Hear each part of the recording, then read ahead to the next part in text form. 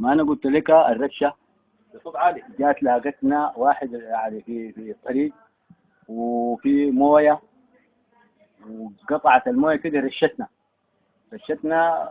وانا بعدين لما رشتنا زعلت وقلت فيها القصيده انه الزول السايقه ده اتعمد وجاء رشانه فات. بعدين انا قلت الرشه ان جاتك فاضيه او مليانه تتخاتى في الدري زي تقول سكرانه، حالف ما اركبها حتى لو بقت مجانه، وريحي ما بجاسب بها وهي عندها امانه. الرشه ثلاث عجلات تتلولح بالطريق سريعه في اللفات، بين زولين بتمرق زي مصة النعلات اوعك تركبها بحزبوك مع الاموات. الرشه القبيحه اللي ما بتشبه الروزات، وما جيت لك مسيري لقعوجة الطملات.